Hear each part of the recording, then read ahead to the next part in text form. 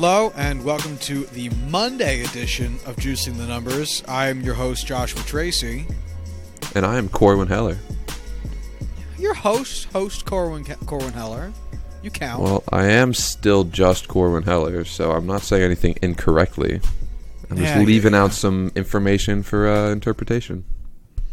So we decided to add, in addition to our regular release Thursday episodes, which are the more statistic-based episodes that we do, adding a Monday episode where we could talk about maybe things that are, well, first off, non-number related, maybe a little bit more current, or just things that we probably couldn't put numbers behind. So sports current events and non-statistical sports conversations. I'm excited for it. Stats are fun, but man, it's nice just being able to say some shit and not have to think about it.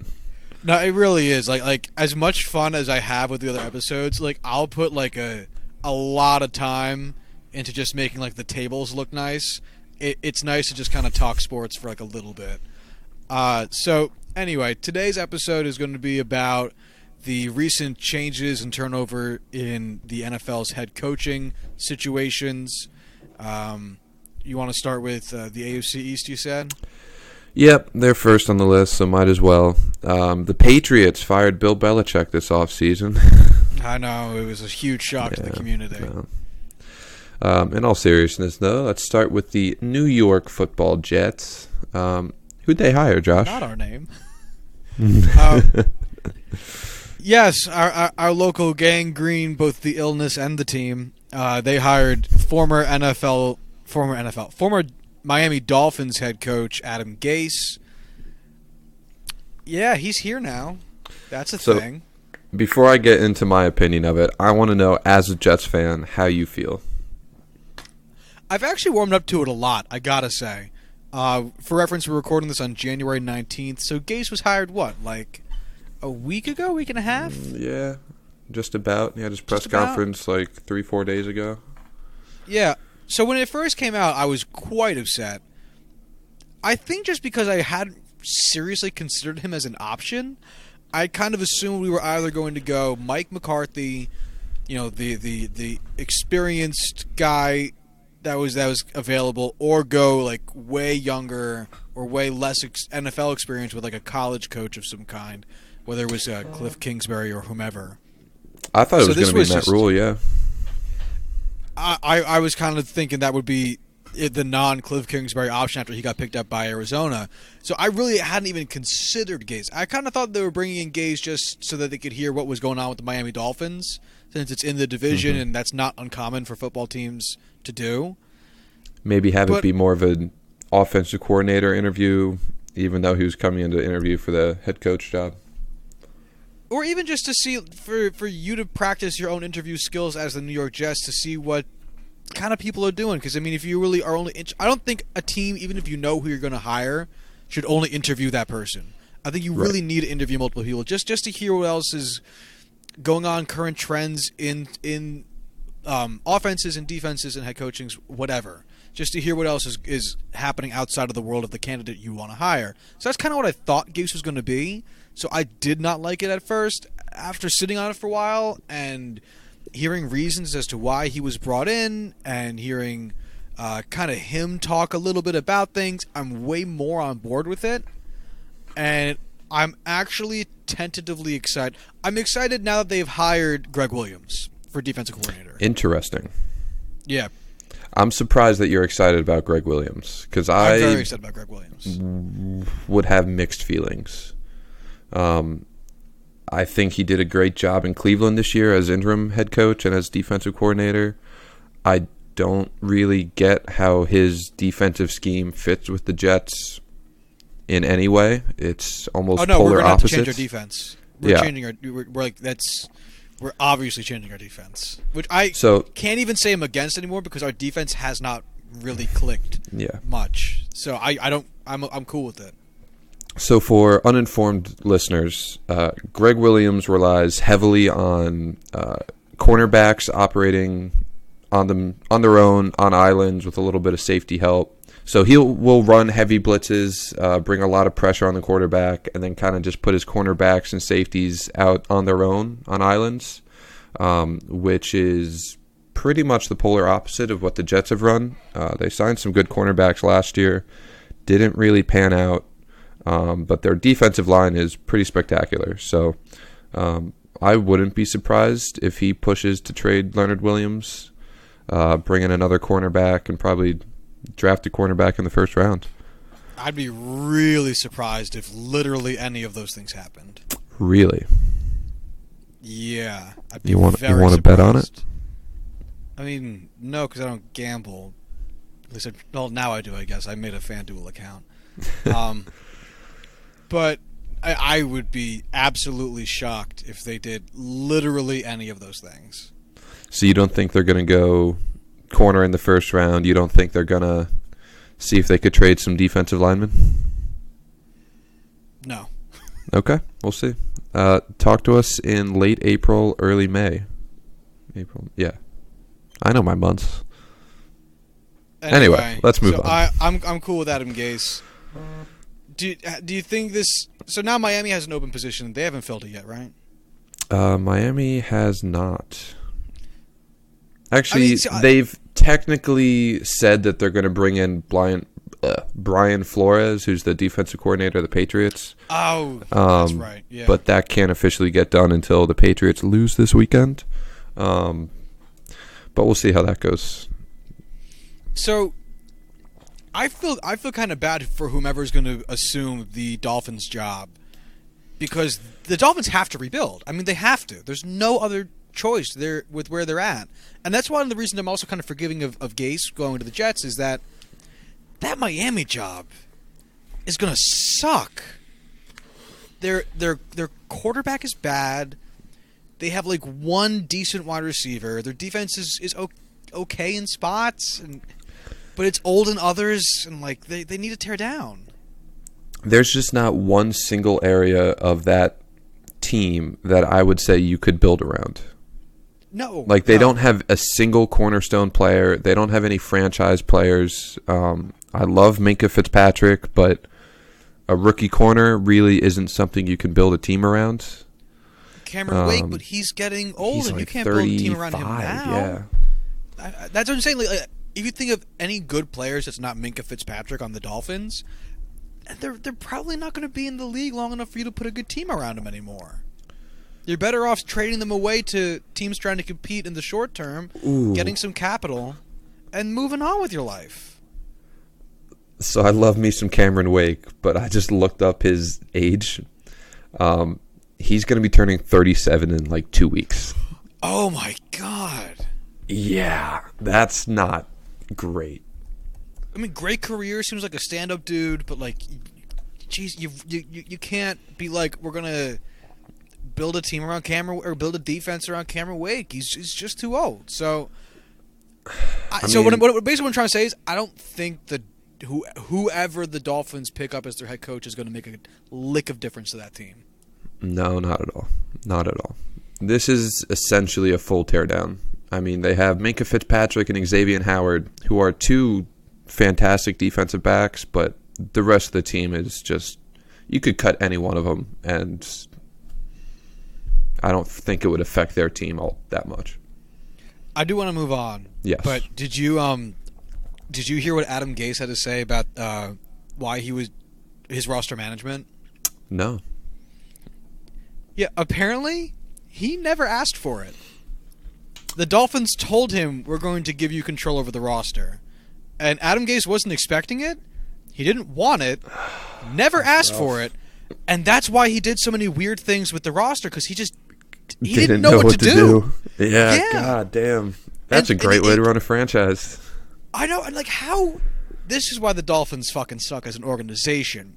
Because they suck as an organization. They just do utter bullshit all the time. Oh my God. Why can't Miami sports franchises figure their shit out, man? I feel sorry for him. I don't. Fucking AFC East, man. All right, let's move on. Do we want to talk about Sean McDermott on the Bills? Do you think he's going to be holding that position much longer? I think he's not quite on the hot seat yet, seeing the state of the Bills roster coming into this season and being able to squeeze out 6 wins. I think next year will be kind of telling whether or not he even gets to the hot seat. But I think he has probably a year or 2 left. I think the same. If it's bad. Yeah, I think that bringing the team their first playoff appearance in 18 years last year bought him a lot. Is going to buy him a lot of leeway. So Right. I don't think it'll last forever like McCarthy got, because it was a playoff appearance, not even a win. So, but I do think, yeah, I'm kind of with you. I think a year or 2 more, depending on what the years look like. All right. You want to move over to the AFC West? Sure. Who was hired? Well, it's really just the Broncos.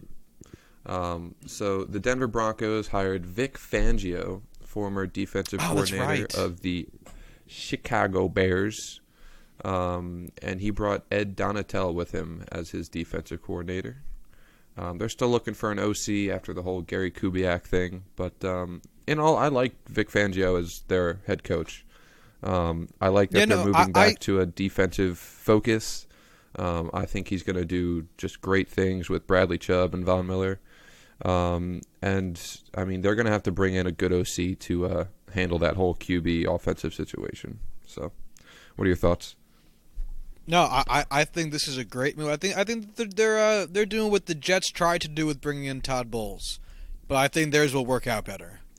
I think so too. Vic Fangio is a better defensive coordinator than I think Todd Bowles was. We'll see. I think he had a small stint previously as a head coach. I'm going to look that up real quick. I want to say he was with the Raiders back in the day. Let's see here. No, this was his first stint as head coach. Hot damn. That's okay. You know, I think he's going to.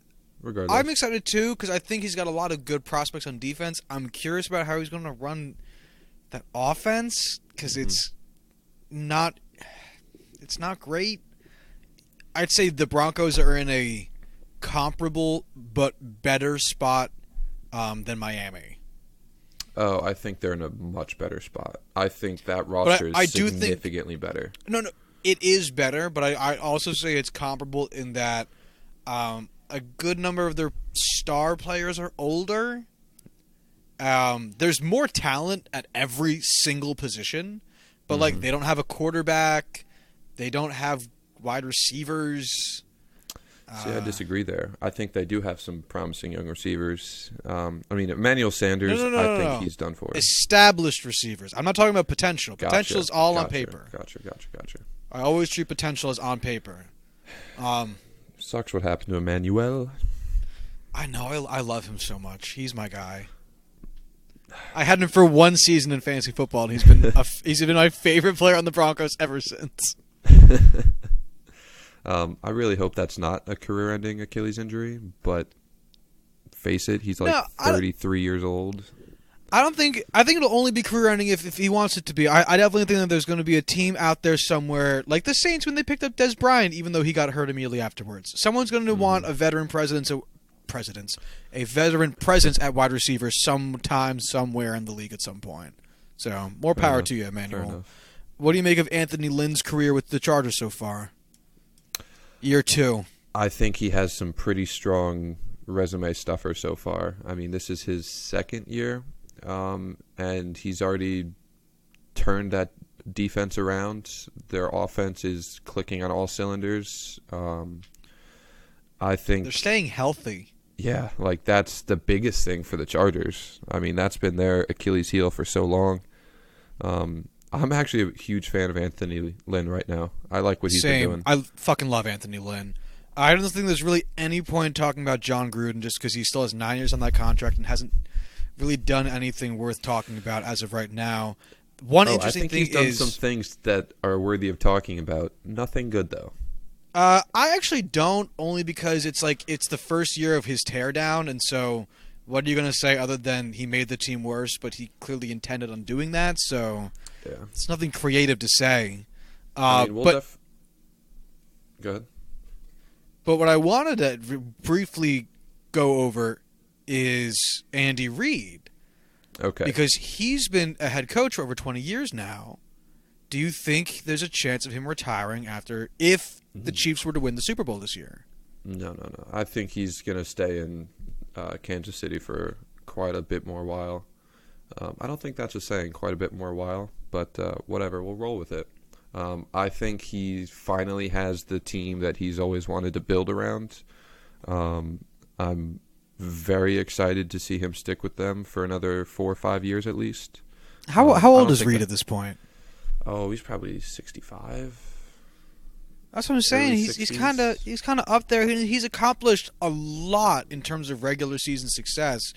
I think if he got a Super Bowl, I'm not saying for sure, because I haven't gotten that vibe from him, but I think it would at least be interesting. 60. Oh, then never mind. Forget what I just said. He's got some good time left. Okay, then anything you have to say on the AFC West? I did want to just touch on Ed Donatel. He was the defensive backs coach for the Chicago Bears. Now he's Denver's defensive coordinator. I am so excited to see what he can do now that he's in charge of a full defense. Granted, Fangio is still going to have a big part in that, but he put together one of the best groupings in all of football last year with those Bears defensive backs. I'm excited to see what he can do with Denver's. Other than that, though, I'm set on the AFC West. Right on. AFC North? Yep, that's next on the list. The Browns and the Bengals. The Bengals are reportedly going to hire Zach Taylor. We'll see how that works out. They have had almost no news whatsoever about any of their coordinators. We'll see what happens, I got to say, I couldn't give less of a shit about this hiring, whomever they hire. I just couldn't. The Bengals are one of the least interesting teams, not just currently, but in football history. I constantly forget how old they are, because who the fuck cares? The only reason I'm interested in any way is because, one, Marvin Lewis was there for so long and did nothing, and because it's not Hugh Jackson that they hired. So yeah. Really, I think at that point, it's if they hire anyone not named Hugh Jackson, they did a fine job. Right. I mean, granted, I like what Zach Taylor did with Jared Goff this year. I'm sure this has something to do with the Sean McVay effect, just being on his coaching staff. But I mean, going from quarterback coach to head coach in a single season, kind of rough. We'll see what he can do, but I'm not too excited about whatever that is. So Cleveland hired a new head coach, offensive coordinator, and defensive coordinator, and I don't really know much of anything about these guys. So, what do you have to say about them? Freddie Kitchens was the quarterback coach before Todd Haley. After Todd Haley was fired, they moved Kitchens up to offensive coordinator and immediately turned that offensive around. I think this has a lot to do with what Baker Mayfield kind of had to say about him. I think that entire team is going to be, if it not already is, Baker's team, and what Kitchens was able to do with him this year has a lot to do with it. I like the hiring of Steve Wilkes as defensive coordinator. I don't think he deserved to get run out of Arizona the way he did. I'm so upset by that. Because I don't know him at all, but he seems like such a really great dude. Arizona was clearly going to be bad this year, no matter what was done. So unfair to him. I mean, he's a good coordinator. I mean, that's why they gave him the job. I'm really excited to see what he can do with Cleveland's up-and-coming defense. I genuinely think they're going to be a top 5 unit in the next few years.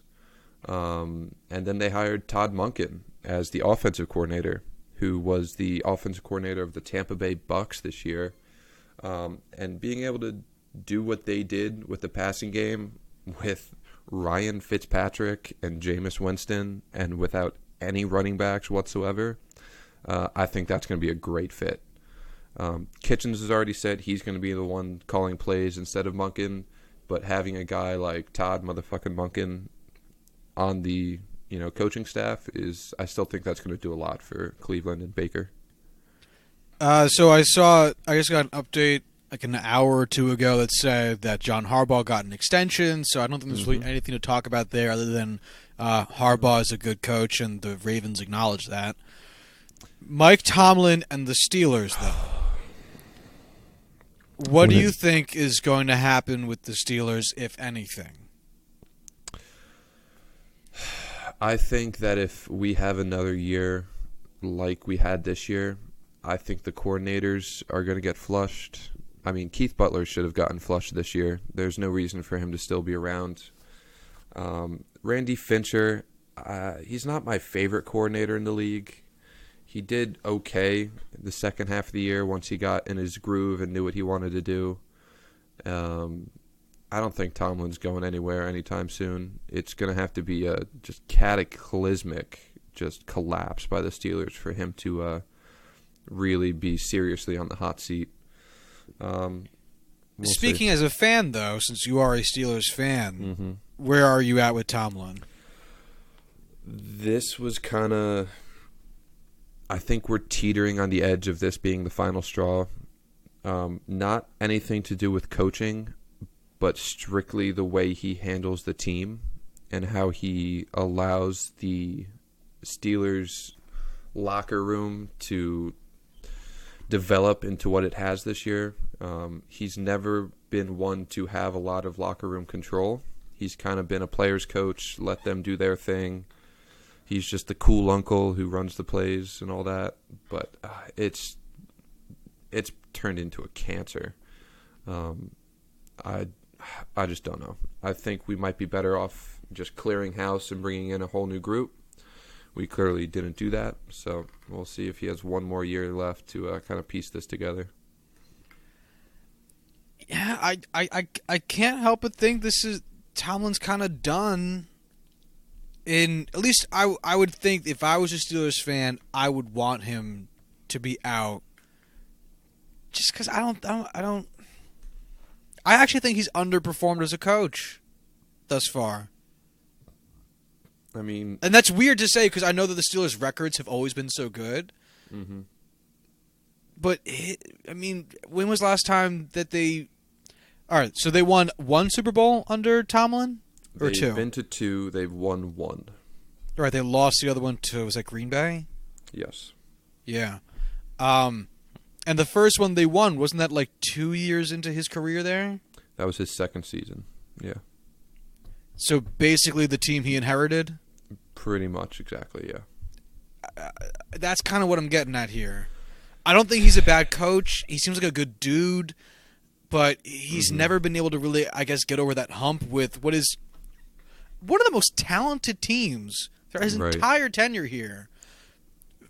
Since he's been in the league. I mean, they've always been just loaded on offense and at least been able to, up until the past couple of years, put together a competitive defense. It's kind of astonishing they haven't been able to win the last game of the season. Yeah, it's been pretty brutal with Tomlin. Don't get me wrong, I agree with what you're saying. He has not been able to show that he can close it out. It's not quite on the level of Marvin Lewis. I mean, we've won games, we've been to the AFC Championship, but he's had we've other also successes. Had significantly better teams than anything Cincinnati's put together. Easily. I know that if we got rid of Tomlin, we would have probably the pick of the litter between coaching hires. Just that's the kind of place Pittsburgh is. People want to play, or people want to coach here. It's a family tradition type deal. I don't know. I'd like to see a new coach come in once Ben retires at the very least. Whether or not that's next year or not, I think we're going to need to seriously consider rebuilding once Ben retires. Yeah, I'm with you. Yep. All right. Anything else you got to say about the AFC North? No. All right. So let's head on down and hit the AFC South. Not much has gone on. I mean, Texans, Colts. Shockingly little. Yep, they've retained their entire coaching staffs. The Titans lose Matt LaFleur, which we'll touch on in a bit. The Jaguars, they ended up hiring DiFilippo from Minnesota after he was fired this year. I just kind of want to touch on this just because of he was the QB coach with Philadelphia when they won their Super Bowl. He was pretty much the hottest name to take over as an offensive coordinator last year and just wasn't able to get it done in Minnesota. I'm not saying the book is kind of closed on him, but I'm kind of excited to see if he can redeem himself in Jacksonville. Apparently Leonard Fournette is now on good terms with Tom Coughlin, so he's likely to be coming back. They still don't have a quarterback, so look for them to grab one of them in the top of the first round this year. And yeah, that's really all I got to say. Just I'm excited to see what DiFilippo can do with Jacksonville. I always think it's a little bit weird in the NFL that just the way that they give people chances and make judgments on coaches, because you'll get people who have like one good season in a certain slot, like DiFilippo having a great season as the QB coach, and then they'll just thrust him into OC. And then whether they can handle that or not, all of a sudden becomes the new judgment. But then you'll get a guy like Hugh Jackson who sucks it up for years and will get hired forever because he has experience. But maybe DiFilippo was supposed to be a head coaching candidate this year, which would have been even crazier because to go from QB coach to head to OC to HC in 3 seasons is nuts. I mean, the NFL, the way the NFL handles coaching in general is just bizarre to me. So I don't have anything to say about the AFC South, but NFL head coaching is really strange. Yeah, I mean, it's definitely it's a boys' club. I mean, you saw it with Hugh Jackson. You see it with Marvin Lewis to an extent. Jeff Fisher back in the day. You build these connections with all these coaches over the years, and they want to keep you around. I wish it wasn't that way, but it's just the way it is. That's just the way it is. Do-do-do, do-do-do. All right, so moving to the NFC. I'm going to go to NFC East. Yeah, let's do the East. Cowboys, Eagles, Redskins, Giants. Nothing there. Cowboys. Oh, wait, really? Nothing? Yeah, I mean, not for head coaches. Oh, wow. Yeah, I guess you're right. Just Linehan, right? Yeah, I mean, Cowboys fired their OC this year. Thank God. I thought he was going to be stuck there forever. Scott Linehan. I love that they announced it as a mutual parting of ways that would benefit both parties. Yeah, Scott, we're deciding to fire you. Okay. Mutual decision. Yeah, that's probably good for my career, you know? What the fuck's Scott going to say about it? God, he's been Scott, useless right? for a couple. Yeah, he's been kind of useless for a couple years, so we'll see what happens. I don't know who they have to bring in anymore. I mean, they'll find somebody. Hiring season's been over. Yeah, they'll find somebody. It won't be a big name guy, but we'll see what happens there. I mean, other than that, the Redskins haven't hired anybody. The New York Football Giants haven't hired anybody, and I don't believe the Eagles have. Let me just check. Nope. I don't think so either. No. Way to go, NFC East. You may suck on the field, but off the field, doing a good job this year, guys. Sure. Yeah, I have literally nothing to say about this. I will say I think this is going to be an interesting season for the Giants. Since Shermer and Reese, or not Jerry Reese, he got fired. Who did they bring in? The guy from the Panthers for the GM. What do you say? Giants GM. Oh. Jewish guy from Boston. Yeah. Dave Gettleman, right. Jewish guy from Boston. That's how I know him. Of course, that guy. Anyway, I think it'll be an interesting season for them only because Shermer, neither of them had a strong start to the year. because Gettleman gave out that contract to the left tackle. Now, Jesus, can I think of a single fucking name? Nate Solder, which did not pan out. And then the Giants lost a ton of games in the front end of their season. Mm-hmm. So, now it's impossible to call anyone being on the hot seat after one season, but it was certainly not a good look.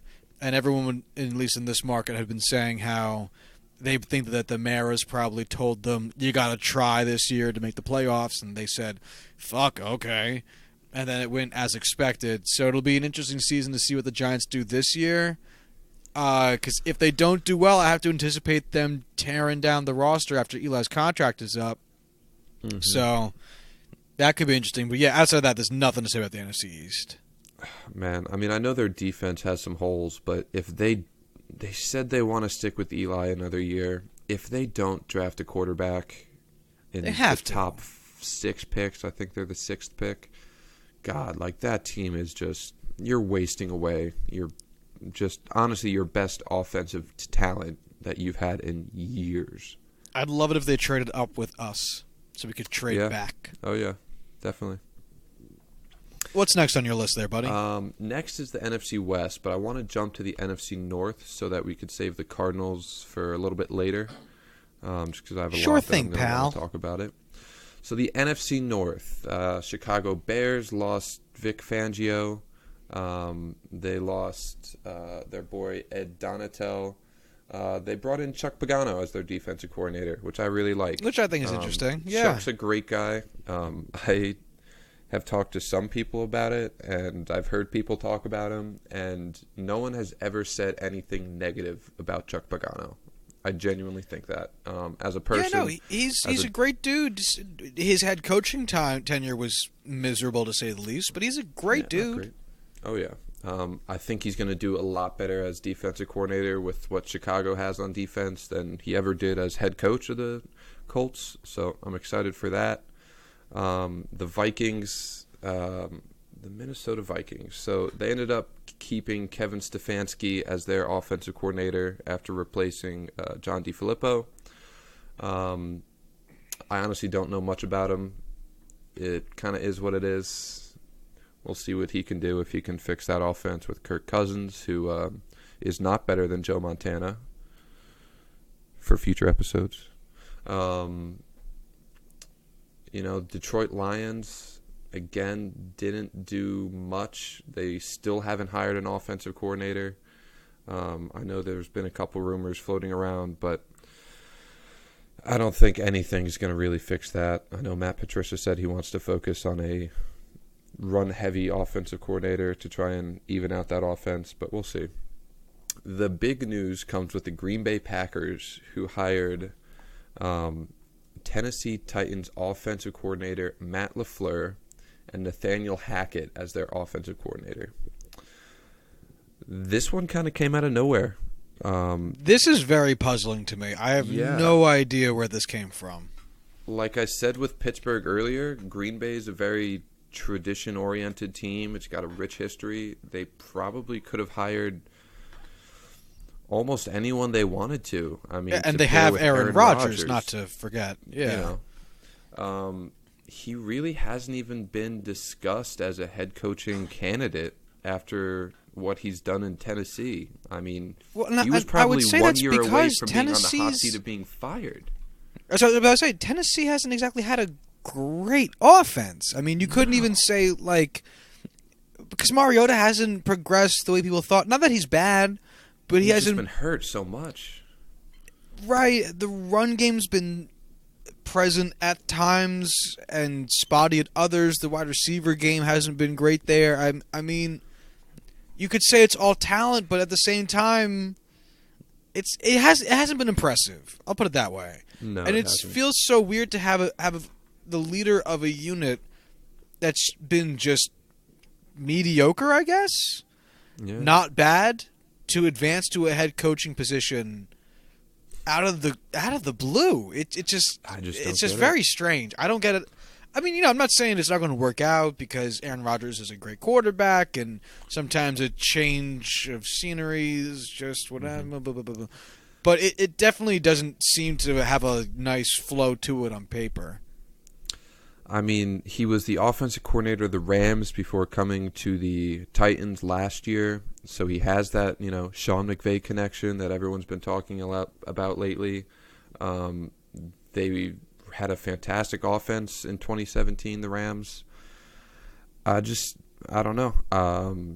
I don't want to put this big red mark on his resume just because of one season as offensive coordinator where things didn't really pan out.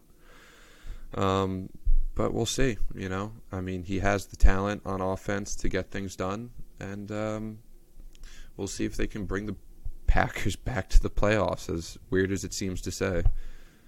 Now, do you think it was a wise choice to go with an offense coordinator instead of a defensive coordinator? Because I've long been of the opinion that the Packers' biggest weakness has been their incapability of stopping a goddamn soul.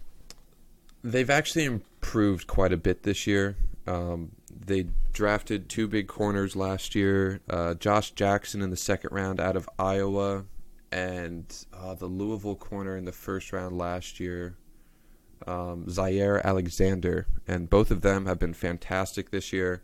They ended up keeping Mike Pettin as defensive coordinator, which I'm excited about, just because he did a really good job improving that team. I keep saying I'm really excited about a lot of these. I'm moderately excited about this one. I mean, Mike Pettin did a good job. Just stay the course. But I'm not too worried about their defense moving forward. Okay. I mean, you would know more than me. Maybe. So, NFC South? No, let's jump back to the NFC West. Fuck your suggestion. I thought you wanted to save... Well, no, I thought you wanted to save Kingsbury for the end. I kind of do, but I really want to save Bruce Arians for the end. Jesus. All right. All right, don't get too upset with me now, all right? Fuck you. So, Arizona, big names here, hired Cliff Kingsbury as their head coach. Man, this is going to be either one of the best or worst coaching hires of the past, 2 seasons. He is an offensive genius, to put that lightly. I would put him, when it comes to offensive schemes, I would put him on par with Sean McVay and Kyle Shanahan. I have no faith in his ability to put together any defensive schemes, which is why they brought in Vance Joseph as their defensive coordinator, which I think would pair nicely with him, especially in Arizona. They haven't hired an offensive coordinator. I don't know if Cliff is going to, based off of his desire to call plays. I think he should, just to keep some pressure off of him, as this is his first year in the NFL. I don't know. I know there's been a lot of rumors about getting rid of Josh Rosen and drafting Kyler Murray. I think that would be one of the dumbest possible things possible. I haven't heard that at all. Where have you heard that from? So throughout his career, Kingsbury has taken a lot of smaller mobile quarterbacks, whether it's Johnny Manziel at Texas A&M or what was his fucking face? Regardless, Pat Mahomes at Texas Tech was a very mobile guy, and that's what Kingsbury values in his quarterbacks. Rosen is not that. He is a very polished pocket passer, very smart, but he is not mobile in the slightest. So people have rumored that Kyler Murray would fit perfectly in his system, so that he'd want to trade Rosen, get like the 7th pick, and draft Murray there. That makes no sense. Oh my God, that'd be such a mistake. Especially because Murray should not play in the NFL. No, I mean he's 5'9" at best. We'll talk about it more for the draft. He's listed at 5'8". I think he's listed more than that. He looks like he's 5'7". Yeah. So if you guys don't know how small Kyler Murray is, look at some of the pictures from the Heisman ceremony, and know that Tua Tagovailoa is like 6'1", 6'2", and Dwayne Haskins is like 6'3", and Murray is at least 3 or 4. Murray's listed at 5'11". No chance in hell. Not a chance. Because I remember the most baseball way I could possibly relay this. I saw a picture of him standing next to Chris Davis. Chris with the K Davis. And they are Chris Davis is also listed as being 5'11" and towered over Kyler Murray. It's ridiculous. We'll see for sure at the combine. Actually, I just looked up that picture now. That's hilarious. We'll see at the combine what his real height is. It's gonna be something of a major debate. But I mean, if the thing is, if I'm Arizona's ownership, I wouldn't let him do that. no. How can you give up on a quarterback after a highly touted quarterback that you Right. just A drafted top 10 that pick. costs you nothing? I mean, if they do that, I think that there should be a grievance filed. Honestly, no, seriously, not just because of that, but because they also just got rid of Steve Wilkes the way they got rid of him. I mean, that's awful meddling ownership that you will never see success as a franchise if you let that happen. And the Cardinals aren't exactly known for being well run in the first place. Yeah, I mean, granted, these are all still rumors. We'll see what happens comes draft time. But I'm sure we'll talk about that in depth during the draft episode. Regardless, this is one where I really am excited for Cliff Kingsbury. I am so pumped to see what he can do. Really? Yeah. Why not? Just because that team's bad. So just because the team's bad, you're not excited? I mean, yeah, because the thing is, they're either gonna have a breakout season, which could be absolutely as a result of him. Although I just don't see how it's going to happen, especially in that division. Or they're going to suck a massive wad of dong, and everyone's going to blame Cliff Kingsbury, which I also think would be unwarranted because I don't think it would be his fault. But they would give him the same amount of shit they just gave to Steve Wilkes that got him thrown out of the fucking team. So I mean, I'm excited for what that offense could be, but I'm not sure I'm excited overall. Fair enough. I mean, I don't think the Cardinals are going to be anything good, at least for another year or two. But I think they do have some promise. I don't think they'll be good until the Seahawks are bad. Fair enough. I would say they're not going to be good until the Rams are bad. But that's going to be way longer. The Seahawks are at least declining. Yeah. I mean, it's going to be a tough division for the next couple of years. I mean, with the Rams and 49ers. I was going to say, I give the Niners a better shot of being competitive in the next 3 years than I give the Cardinals. Oh, absolutely. For sure. So, yeah, I mean, plus, I know everyone wants to be excited because Cliff Kingsbury is a good offensive college mind, but I'm still treating it the way I treated potential when we talked about young players. Until you do it, I don't care. So, fair enough. He's just a big question mark. Anyone else you want to talk about in the NFC West? I mean, did we talk about Vance Joseph being hired as the defensive coordinator? I touched on it. Nothing crazy. Do you care? I think he'll do a good job. I'm not super, enamored with him, so I don't really care too much. But I love him as a dude. Yeah, seems like a great guy. I hope life works out for him. Yeah, I hope he has the time of his life down in Arizona. Yeah, that's it. That's all I have to say. Yep, that's the joke. All right, so let's finish up with the NFC South. Sure. Saints, no changes. They never will. Yep. The Falcons they hired Dirk Cutter as their offensive coordinator, which I like. I mean, he did a good job as OC before he got promoted to head coach in Tampa Bay, taking over for Lovie Smith. I think that's a decent hire. Dan Quinn announces that he's going to take over as defensive coordinator for them as well, which I think is a good thing. He did great in Seattle with the Seahawks, starting up their Legion of Boom. he hasn't really done much in Atlanta with his defensive prowess. So we'll see what happens. Yeah, but I've never really been super impressed with that Atlanta defense, No. player-wise, personnel-wise anyway. Yeah, it's been nothing fantastic. I'd like to see him turn it around this year and just bring in somebody that can really be a factor on that defense outside of Desmond Trufant. I mean, none of their other first-round picks on defense in the past couple years have really worked out. So hopefully that happens this year. We'll see. The Panthers, nothing of note. And then the Tampa Bay Buccaneers. Bruce Arians, Byron Leftwich, and Todd Bowles.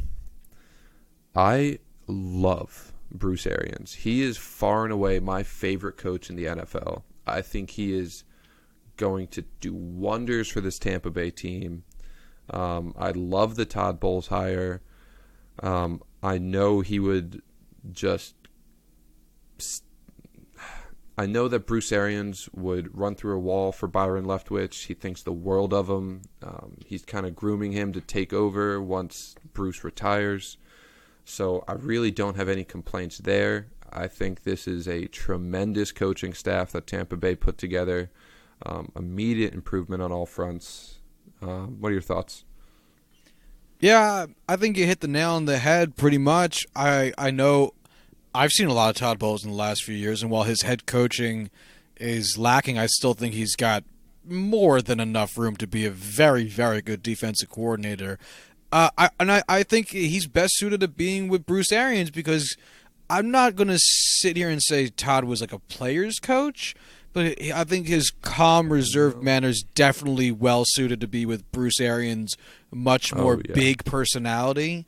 Because he's got a great mind for defense. I think one of his biggest issues was just conveying and keeping the locker room tight. So I know his most recent NFL appearance was not spectacular. Todd Bowles as the head coach of the New York Jets, but I'd be excited if I was a Tampa Bay Bucks fan to have him as your defensive coordinator. And who doesn't fucking love Bruce Arians? Dude rocks.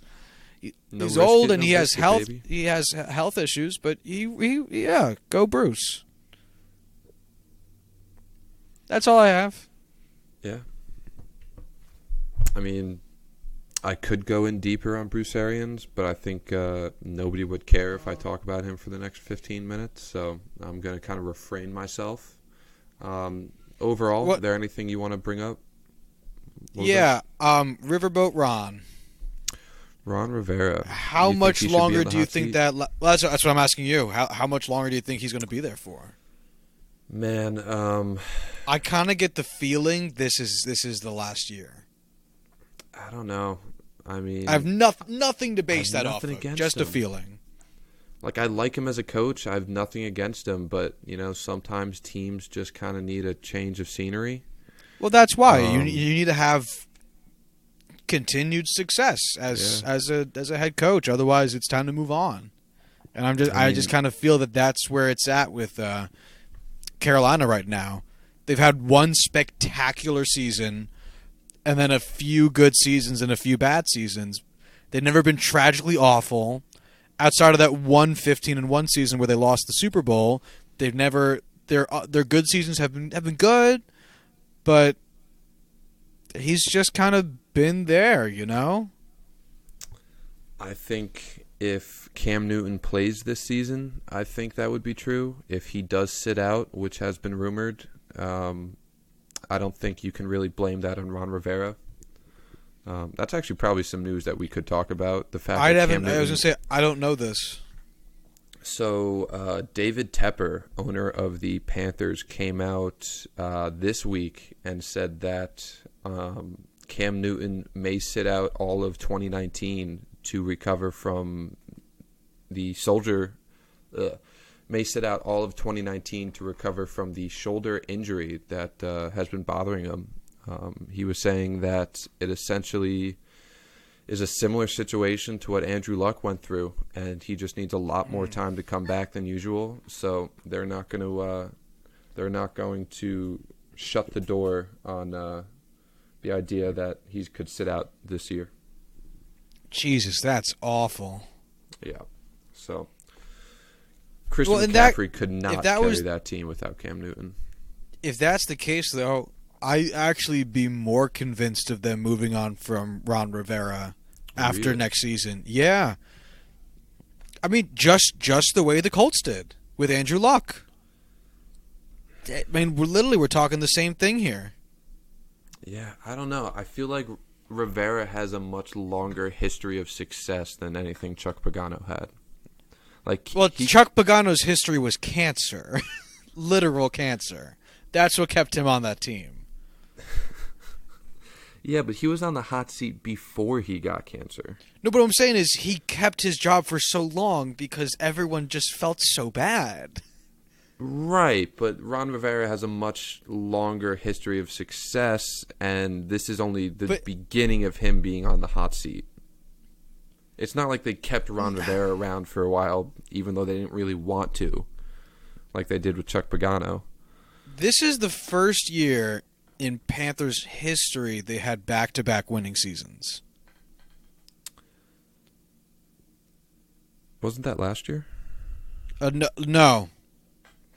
Because they had a losing season the year after the Super Bowl appearance. And so that's what I'm saying. That's not a history of success. Jesus Christ. He's been resoundingly mediocre. They didn't have a winning season this year. They They didn't. went 7-9. Fuck, that's right. So they still haven't had back-to-back winning seasons. No. In the No, they history of that team, they have never had a back-to-back winning season. That's why I've been hearing him on the hot seat for a year and a half. So I'm definitely not the first saying it. I really, really think this should be his last year. We'll see. I mean, if he does that poorly this year again, I'm not against the idea of changing scenery. I think that's good for a lot of teams. But I don't know. I mean, I it's just not, like Ron it's Rivera, not even me saying. you know? I like Ron Rivera a lot too, and I really think that I should say when he gets fired by the Carolina Panthers, because I think it's inevitable, I think he more than deserves another head coaching opportunity somewhere else. I just think that sometimes shit just needs to be shaken up, you know? Yeah, I'm with you. I'm with you completely. So I think that at that point, that's all I really got to say about the NFC South, and I guess head coach changes this offseason in general. Nothing else you want to add? I don't think on anything on head coaching. I wanted to and then didn't because I'm lazy. Before recording this, I wanted to look up like if I could find on average a first year NFL coach's record, like an average record for a first year head coach. I thought that might be interesting, but at the same time, I don't think it's always totally fair to credit them with successes or failures, because you have the last regime's roster for the most part, and the division you're in doesn't change, and there's a lot of just external variables they really can't be accounted. I thought it might be interesting, but I didn't try very hard because I didn't want to, because it's Saturday. But so actually, NJ.com put out an article last year talking about exactly that. They actually don't summarize anything, which is annoying as hell, but they kind of just go through coaching hires and how they did. It's mixed completely. There's a little more weight towards winning seasons compared to losing seasons, but yeah, I mean, there's Hugh Jackson. I mean, Todd Bowles, he went 10-6 his first year with the Jets, and then didn't breach 5 wins after that. So I thought it might be interesting, with college but football too, where you have coaches come in and win just conference championships, national championships within their first 2 or 3 years, and then they kind of peter off. I mean, yeah, that's what I've been trying to get at with the whole change of scenery and shaking things up. Points I've brought up a couple of times is, I know at least for the Jets, this is so true that I think every first year head coach of my life has had a winning season. Like, it's bizarre. Todd Bowles had one. Rex Ryan went to the fucking AFC Championship game in his. Was that when they had Mark Sanchez? Yeah, it was his first year. First year. God, what a fucking team. But like, I legit think every single first year head coach for the Jets of my lifetime had a winning season, because they've been talking about it a lot on local sports talk radio, because the Jets just hired a new head coach, and it's like, I wonder if it'll happen again. But yeah, I don't really have any point to it. I just thought it might be interesting. Yeah, I mean, I got nothing else to add too. You want to talk about anything else before we close things out? We're closing in on an hour. I want to talk about MLB offseason, but I think that's a longer discussion we can save for maybe next week. Okay. NHL feels... Did you see... I do want to bring up something. Did you see that fucking samurai sword attack on Ryan Mark Johansson. Scheifele? Yeah, Ryan Johansson. Did you see how many games he got for suspension? 2 games. Ain't that some bullshit? Yeah, that's just the way it's been for the NFL player safety, is it called? NHL, but yeah. Oh, right. I'm dumb. My thing is, like, look, I get intent to an extent, and I get history of doing it to an extent, but at the same time, you're not the department of player intent. You are the department of player safety. Like, yeah, get better at your fucking jobs, man. Because it's not like when in real life, if someone gets chopped on the head by some random dude and you can live on disability and you can get a settlement. If this guy got hurt in a game, that's the end of his career. It doesn't matter if someone intended on doing it or not. I'm sure Ryan Johansson's not running around actively trying to use his hockey stick as a weapon every goddamn night, but it still happened. You still have to act like it was a thing that occurred to a human being. Drives me insane. Yeah, I mean, Ryan Johansson doesn't have a history of these kind of incidents. Just rewatching the play right now, it's pretty clear he was just trying to get free of Mark Scheifele and not cause injury. But man, he essentially just takes a baseball bat to the guy's head, and you can't do shit like that. It's just brutal to see. Hopefully Scheifele can get back on the ice sometime soon. But I have no faith in player safety to get anything right these days. As a Pens fan with Tom Wilson, I don't even want to start on that. Oh, my God. Fuck that trash. And this goes for both the NFL and the NHL. At some point, you got to start growing a pair of balls and kicking people out of the league. Yeah. Vontaze Burfict should never be playing in the NFL. Oh, I mean... God. And Tom Wilson, I'm not saying Tom Wilson should be out of the league at this point, but it should be an actual threat. It should be an actual thing you can say. Oh, God. Like, they treat players like such fucking commodities. It's crazy. They're people. Well, it's a business, and they treat them as assets. That's really how it is, and it sucks. But I don't think change is coming anytime soon in that department. The worst part is that you're right. I hate saying Corwin's right about things. It's true. It's very true. And then I'm trying to... I think that's really it from me, honestly. Yeah, I mean, there's stuff I want to talk about, but I know we're going to do dedicated... Like, I want to talk about the Senior Bowl and talk about the Shrine Bowl, but I know that we're going to talk about that in the draft episode, so that's fine. Josh is turning into a turtle on his screen, so I feel like we could talk about that if you want. Nah. Other than that, I'm good. All right, then. If you have any comments on the show, you can email us at juicingthenumbers@gmail.com. If you want to reach out to us on Twitter, you can find us at juicingpod. It's juicingpod. And if you want to check out show notes for this episode, any previous episodes, what have you, you can go to our website at juicingthenumbers.wixsite.com/website. juicingthenumbers.wixsite.com/website. And that's it for today, folks.